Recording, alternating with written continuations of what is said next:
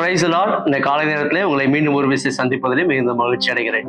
இந்த நாளுடைய தியானத்துக்காக ஒரு வேத வசனத்தை வாசிப்போம். சங்கீதங்களின் புத்தகம் 119வது சங்கீதம் 11வது வசனம்.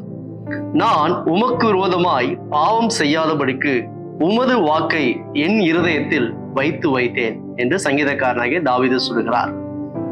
பாவம் இந்த உலகத்திலே மிகவும் கொடிய ஒரு நோயாக இருக்கிறது. அதை புரிந்து கொள்ளும்படி ஒரு சம்பவத்தை சொல்ல விரும்புகிறேன். இன்றைக்கு மருத்துவத்துறையிலே மிகவும் உதவியா இருப்பது ரேடியேஷன் என்று சொல்லப்படுகிற கதிர்வீச்சு. அந்த காரியங்கள் இன்றைக்கு நிறைய டெஸ்ட் எடுப்பதற்கு அது மிகுந்த பேர் உதவியா இருக்கிறது. ஆனா இதை முதல் கண்டுபிடித்தவர் மேரி கியூரி என்ற ஒரு அம்மையார். அவர்கள் தான் இந்த கதிர்வீச்சை பற்றி ஆராய்ச்சி செய்து அதன் பலனாக நிறைய காரியங்களை கண்டுபிடித்து இந்த உலகத்துக்கு அறிவித்தார்கள். அதன் நிமித்தமாக அவர்கள் 2 முறை நோபல் பரிசையும் பெற்றார்கள். ஆனால் ஒரு துரதிருஷ்டவசமான விஷயம் என்னவென்று சொன்னால், இந்த கதிர்வீச்சை குறித்து அதிகமாய் ஆராய்ச்சி செய்து கொண்டே இருந்ததினால் அந்த கதிர்வீச்சுடைய பாதிப்பு இவருடைய சரீரத்தை மிகவும் அதிகமாய் பாதித்து இவர்கள் இரத்த புற்றுநோயால் பாதிக்கப்பட்டு கொஞ்ச வயதிலே அவர் மரித்து விட்டார்கள்.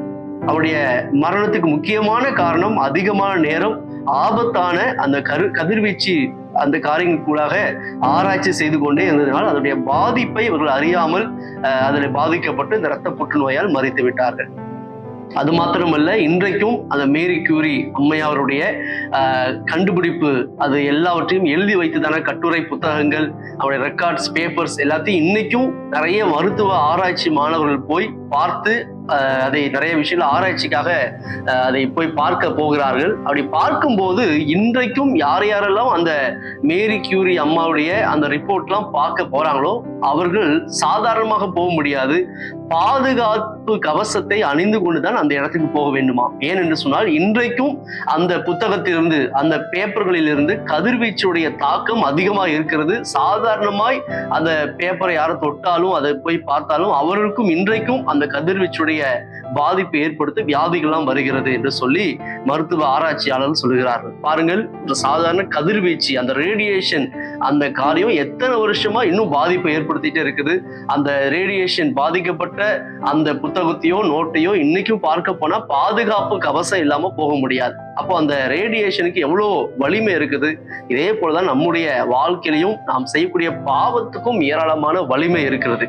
அது ஆரம்பத்திலே சாதாரணமாக தோன்றினாலும் நாட்கள் ஆக ஆக அது நம்முடைய வாழ்க்கையை அழித்து விடுகிற கொடிய நோயாக இருக்கிறது. எனவே நம்முடைய வாழ்க்கையில எல்லா பாவத்தையும் விட்டு மனம் திரும்பி அவைகளை விட்டு கர்த்தர் காட்டுகிற நீதியான பரிசுத்தமான வழியில் நடக்கும் போது அது நமக்கு ஆரோக்கியத்தையும் ஆசீர்வாதத்தையும் உயர்வையும் கொண்டு வரும். ஆனா அதே நேரத்திலே ஆண்டவர் உணர்த்துகிற அந்த பாவங்களை நாம் விட்டு விடாமல் அதிலே இருப்போம் என்று சொன்னால் அதுவே நம்முடைய வாழ்நாள் முடிவதற்கு அது ஒரு காரணமாக முடிந்துவிடும். அன்றைக்கு மேரி கியூரி அம்மையாருக்கு அந்த கதிர்வீச்சுடைய பாதிப்பை சொல்லுவதற்கு யாருமே இல்லை, அதை உணர்த்துவதற்கு யாருமே இல்லை. ஆனா இன்றைக்கு நம்முடைய வாழ்க்கையிலே அந்த பாவத்தை உணர்த்துவதற்கு தேவன் பொக்கிஷமாகிய மிகப்பெரிய வேதாகம புத்தகத்தை நமக்கு தந்திருக்கிறார். ஒவ்வொரு நாளும் அதை வாசிக்கும் போது ஆண்டவர் நம்மிடத்திற்கான எல்லா குறைவுகளையும் அந்த தேவ வார்த்தைகள் மூலமாய் உணர்த்துகிறார்.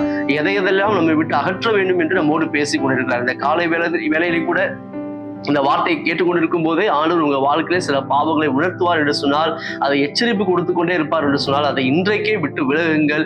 தேவனுடைய உதவியை நாடுங்கள். அவரிடத்துல இந்த பாவங்களை சொல்லி அறிக்கை செய்து அதை விட்டு விலகி நடங்கள். அப்பொழுது கர்த்தர் உங்களுக்கு உதவி செய்வார், உங்கள் பாவங்களை மன்னிப்பார், உங்களை ஆசீர்வாதமான வாழ்க்கைக்கு நேராய் அவர் அழைத்து செல்ல வல்லமை உள்ளவராக இருக்கிறார். மறுபடியும் சொல்லுகிறேன், பாவம் மிகுந்த வலிமையுள்ளது, அது கொடுமையானது. பாவத்தின் சம்பளம் மரணம் என்று நமக்கு வேதம் எச்சரிக்கிறது. எனவே நாம் செய்கிற எல்லா பாவங்களையும் துர்க்குணங்களையும் ஒதுக்கி வைத்துவிட்டு தேவன் நமக்கு காட்டுகிற நீதியின் பாதையில் நடப்போம்.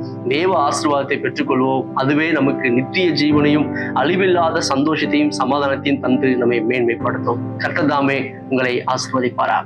God bless you.